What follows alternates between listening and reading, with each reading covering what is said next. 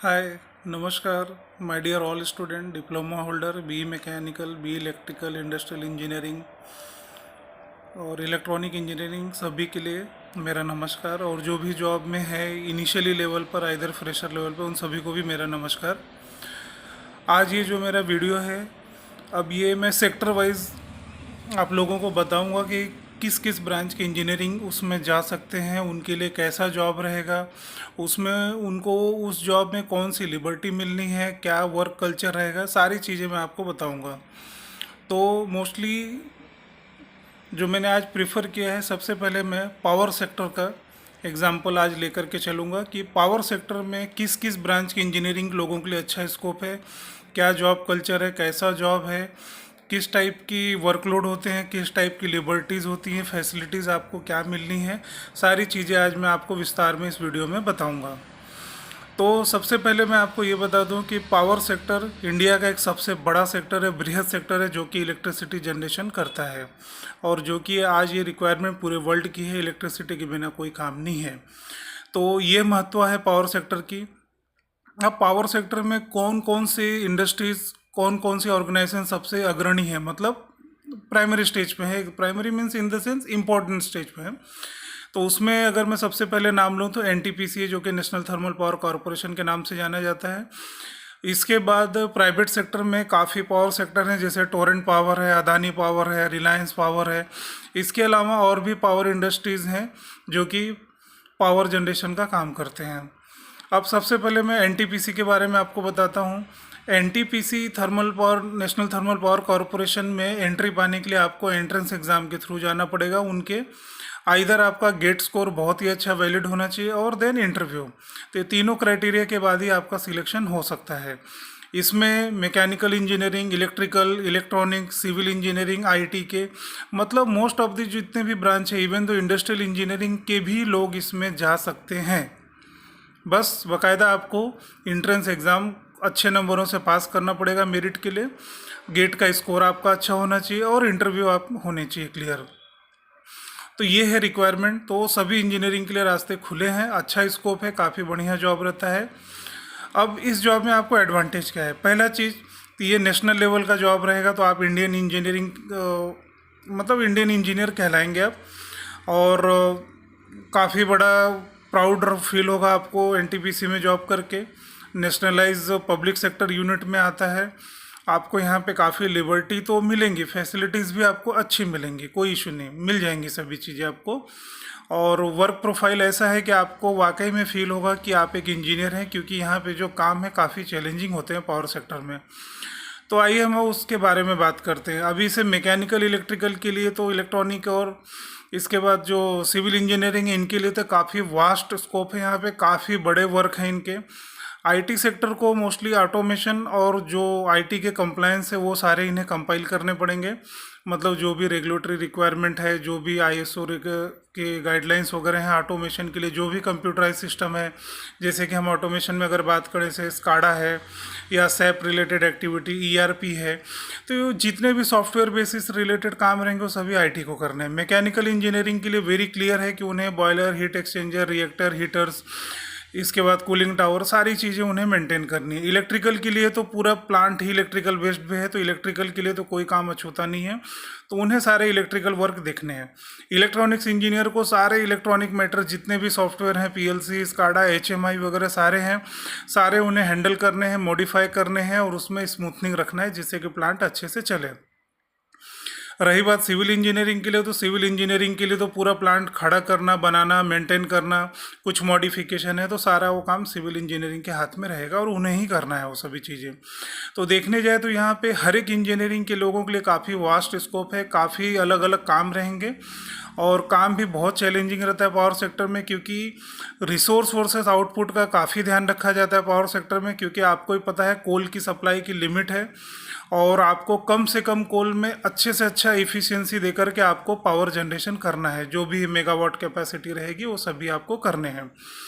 तो इस तरीके से काम बहुत चैलेंजिंग है। आपको day by day improvement means continuous improvement का वर्क कल्चर आपको रखना रहेगा और काफ़ी हद तक आपके ऊपर वर्कलोड रहेगा यहाँ पर। क्योंकि आपने देखा है कि कि नेचुरल रिसोर्स वर्सेस आपको आउटपुट जनरेट करना है। तो यानी यहाँ आपको काफ़ी प्रिसाइजली, काफ़ी एक्यूरेसी के साथ और काफ़ी ऑप्टिमाइजेशन के साथ आपको जॉब करना होगा, जिससे कि पावर ज़्यादा से ज़्यादा जनरेट हो कम से कम फ्यूल में।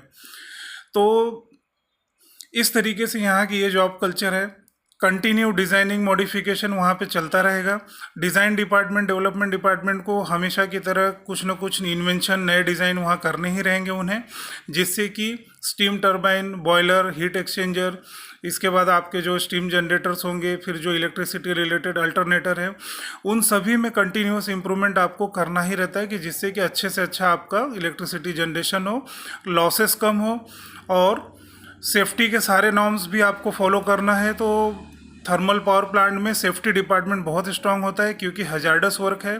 तो सेफ्टी डिपार्टमेंट का रोल यहाँ पे काफ़ी तगड़ा होता है। बहुत सारे सेफ्टी के नॉर्म्स फॉलो करने पड़ेंगे आपको, काफ़ी केयरिंग एंड टेकिंग करके काम, क्योंकि हजार्डस इतना है कि इसमें, जैसे कि आप बॉयलर के बारे में तो जानते हैं, तो बॉयलर से रिलेटेड कोई एक्टिविटी है तो काफ़ी हजार्डस है। तो सेफ्टी के सारे नॉर्म्स आपको फॉलो करने पड़ेंगे, जिसमें safety engineering department thermal power में होता है, जिसका काम बहुत स्ट्रांग होता है, काफ़ी उन्हें देख रेख करना होता है।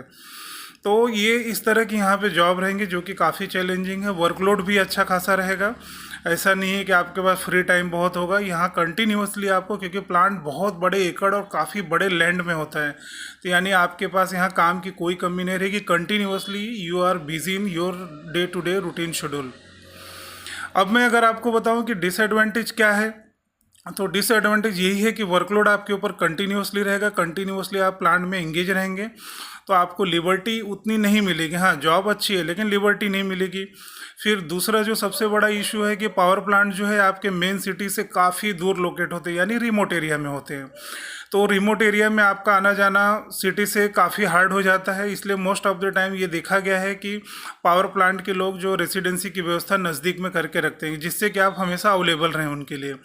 तो ये एक एडवांटेज उस ऑर्गेनाइजेशन को रहेगा, जिसमें आपको सर्वाइव करना होगा या आपको एडजस्ट करना रहेगा। फिर आपकी पर्सनल लाइफ के लिए जो चीज़ें रिलेटेड आपको यूज़ करनी है, आपको ज़रूरत लगेगी, वो आपको सिटी से ही जाके लेना रहेगा।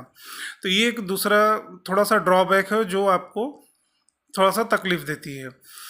तीसरी जो सबसे अहम और सबसे जो इम्पोर्टेंट है, ये वो है कि जब आप इन सेक्टरों में घुस जाते हैं तो आपके पास दूसरे सेक्टर के लिए ऑप्शन कम हो जाएंगे। क्यों? क्योंकि जो ये थर्मल पावर सेक्टर है काफ़ी लिमिटेड स्केल में है, इंडिया में काफ़ी ज़्यादा ब्रांचेस हैं नहीं। तो एक बार अगर आप इन सेक्टरों में घुसते हैं तो आपके पास मल्टीपल जॉब डिसिप्लिन या मल्टीपल जॉब के लिए आपके पास ऑप्शन खत्म हो जाएंगे। क्यों? क्योंकि एक प्रकार का अपने आप में कोर सेक्टर है। क्योंकि जो काम आप थर्मल पावर प्लांट में करेंगे वो आप अगर सोचेंगे ऑटोमोबाइल में जाऊं तो नहीं हो सकता, आप सोचेंगे स्टील इंजीनियरिंग में जाऊं तो भी नहीं हो सकता। तो इन सब सेक्टरों में जाने के लिए आपके पास रास्ते नहीं रहेंगे। तो इस तरीके से जॉब का जजमेंट, निर्णय सब आपको लेना है। आपको अपनी कैपेबिलिटी, आपको अपनी कैलिबर खुद चेक करना है कि आप इस फील्ड के और इस जॉब के लायक आप हैं या नहीं। तो इन सभी चीज़ों का आपको खासा ध्यान रखना है। और ऑटोमेशन और paperless work thermal power plant में काफ़ी हद तक है, मतलब पेपर वर्क काफ़ी कम हो चुका है। तो मोस्टली सॉफ्टवेयर बेस्ड काम है। तो यहाँ पर आईटी इंडस्ट्री और इलेक्ट्रॉनिक्स और इंडस्ट्री के लिए, आईटी के लिए काफ़ी स्कोप है कि उन्हें काफ़ी कुछ यहाँ लर्निंग मिलेगा। बाकी रही बात मैकेनिकल इलेक्ट्रिकल के लिए, तो उनके पास जो रूटीन के काम है, मेंटेनेंस के काम है, इंजीनियरिंग मॉडिफिकेशन, वो सभी उनको मिलते रहेंगे। काम अच्छा है लेकिन लंबा है, वर्किंग आवर ज़्यादा रहेगा, ज़्यादा बिजी रहेंगे, शेड्यूल बहुत टाइट रहेगा और काफ़ी वर्कलोड रहता है, क्योंकि कंटिन्यूअस यहाँ पे मॉडिफिकेशन जारी रखना होता है, क्योंकि नेचुरल रिसोर्सेज वर्सेस आपको ऑप्टिमाइजेशन स्ट्रांगली देना है। तो ये सभी चीज़ें हैं जो कि अच्छी हैं। और जो थोड़ा सा आप नेगेटिव प्रॉस्पेक्ट्स बोल देंगे तो यही है कि सिटी से आपको काफ़ी दूर रहेगा, तो पर्सनल लाइफ और थोड़ा सा सोशल लाइफ में इश्यूज आएंगे। और अगर आप सिटी में चॉइस करेंगे रहने के लिए तो आपको आने जाने का आपका काफ़ी लंबा टाइम वहाँ चला जाएगा। और जो तीसरी बात ये बताई कि बर्डन वर्कलोड काफ़ी रहेगा, जिसमें आपको समय काफ़ी देना रहेगा इंडस्ट्री के लिए, काफ़ी आपको इम्प्रूवमेंट और कंटिन्यूसली प्रोजेक्ट वहाँ पे चालू रहते हैं। और इसके चलते जो है मिला जुला के जो आपका ये जॉब रहेगा, ये आपके निर्णय पे निर्भर करता है कि आप इस सेक्टर में किस तरीके से जाना चाहते हैं, कैसे जाना चाहते हैं। और सेम यही कल्चर आपको नेशनल थर्मल पावर कॉर्पोरेशन के अलावा आप Adani, Reliance power, Torrent power लेंगे तो सेम वर्क कल्चर है, सेम जॉब प्रोफाइल है। जो वहाँ पे मैंने जॉब प्रोफाइल एनटीपीसी के लिए बताया, सेम जॉब प्रोफाइल यहाँ पे भी आपको रहेगा, वही सब काम रहेंगे। और इसके विपरीत आप देखेंगे कि प्राइवेट जो सेक्टर के पावर हैं जैसे अदानी है, टोरेंट है, इसमें आपको काफ़ी एडवांसमेंट मिलेगा जो कि आपको एनटीपीसी में उतना नहीं मिलेगा, क्योंकि ये प्राइवेट सेक्टर हैं, इनके पास काफ़ी बड़े टारगेट होते हैं और काफ़ी इनके पास वर्कलोड है, काफ़ी डिस्ट्रीब्यूशन है। यहाँ तक कि गवर्नमेंट भी कई स्टेटों में बिजली इन्हीं प्राइवेट सेक्टरों से खरीद करके वहाँ के स्टेट में, सिटीज़ में सप्लाई करती है। तो इनके पास काम के बर्डन ज़रूरत से ज़्यादा है, काफ़ी हद तक है। लेकिन ओवरऑल अगर कहने जाए तो जॉब अच्छी इसलिए है कि एक इंजीनियर होने का आपको फीलिंग होगा और आपको ऐसा लगेगा कि मैं एक मतलब हैवी इंजीनियरिंग सेक्टर में हूँ, तो ये काफ़ी हैवी इंजीनियरिंग सेक्टर में ही काउंट होगा। तो इस तरीके का ये सारा प्रोफाइल कल्चर आपको बता दिया हूँ। और जो भी मैंने ये सब बताया है, मेरे पुराने जूनियर जो मेरे साथ रहे हुए हैं या जो मेरे अधिकारी हैं जो मेरे साथ पढ़े हुए हैं, वो लोग उन सेक्टरों में कोई कोई है, उनके रेफरेंस से और उनसे जो भी डिस्कशन हुआ है मैंने आपको आज इस वीडियो में बता दिया हुआ है। तो निर्णय आपको लेना है, आपको समझना है कि आपको इस सेक्टर में कितनी रुचि है या रुचि नहीं है। तो आप बिल्कुल मत जाइए। अगर रुचि है तो आपको मैंने जो भी एडवांटेज डिसएडवांटेज बताया है इन सेक्टरों का, वो आपको गौर करना है। और एक बार आप इस सेक्टर में घुस गए, साल 2 साल आपने जॉब कर लिया, तो आपको फील्ड चेंज बिल्कुल नहीं करना है, क्योंकि आपके लिए निस्संदेह नुकसानदायक साबित होगा। जो कि अपने मैंने पहले के सभी वीडियो में ये बात बताई हुई है कि फील्ड चेंज करना बहुत रिस्की है। इसलिए आप जो भी फील्ड कर ले सोच समझ करके ले, निर्णय लेकर के लोगों से सलाह लें, अपने सीनियरों से सलाह लें, या जो भी आपके फ्रेंड सर्कल आपके सीनियर हैं या जो भी रिलेटिव्स हैं उनसे सलाह लीजिए, उनके बारे में अच्छे से समझ के ले लीजिए, उसके बाद ही जॉब चॉइस कीजिए। ये मैं बार बार बोलता हूँ, फील्ड आप शुरुआती 1-2 साल में जितने चेंज करने हैं कर लीजिए, लेकिन उससे ज़्यादा समय बिता करके फील्ड चेंज न करने, अन्यथा आपके लिए बहुत बड़ा नुकसानदायी साबित हो सकता है। चाहे वो इलेक्ट्रिकल इंजीनियरिंग हो, चाहे इंडस्ट्रियल इंजीनियरिंग हो, चाहे इलेक्ट्रॉनिक हो, चाहे मैकेनिकल हो, चाहे कोई भी हो, आईटी भी हो। हाँ, सिविल इंजीनियरिंग के लिए मैं नहीं बोलूँगा, क्योंकि सिविल इंजीनियरिंग को कंस्ट्रक्शन से रिलेटेड ही सारे काम करने, इसलिए उन्हें कोई भी ऑर्गेनाइजेशन में जाएंगे उन्हें कोई इशू नहीं, क्योंकि उन्हें बाय द वे कंस्ट्रक्शन का ही पूरा काम देखना है, यानी प्लांट खड़ा करना है, बिल्डिंग खड़ा करना है, स्ट्रक्चर को मेंटेन करना है, मेंटेनेंस करना है। तो ये सभी मैंने विस्तार में आपको जानकारी बता दी है। अब आप निर्णय लीजिए, आपके ऊपर है। अगर आपको कुछ क्वेश्चन है, कुछ डाउट है, तो बेदखल आप मुझसे पूछिए। मैं आपको कमेंट के थ्रू या मैसेज के थ्रू आपको मैं सारी जानकारियाँ देता रहूँगा। अगर आपको लगता है कि आपको और भी विस्तृत जानकारी इसमें चाहिए, तो मैं आपको और भी अच्छे से बताऊँगा। आपको चाहिए तो मैं और नया एक वीडियो बना करके इसे और विस्तार में बता सकता हूँ। फिलहाल के लिए मैं इतना ही, वीडियो ज़्यादा लंबा नहीं करना है, सो मैं अब चलता हूँ। नमस्कार my dear all diploma holder, mechanical engineering, electrical, industrial engineering, manufacturing technology जो भी हैं सभी को मेरा नमस्कार। जो भी बैचलर ऑफ इंजीनियरिंग कर रहे हैं उनको भी मेरा नमस्कार, और जो फील्ड में स्टार्टिंग में कहीं जॉब कर रहे हैं तो उन्हें भी मेरा नमस्कार। और आपके सहयोग और आपका सुझाव मेरे लिए हमेशा वेलकम है, तो आप देते रहिए और पूछते रहिए, मैं आंसर देता रहूँगा आपको। Thank you.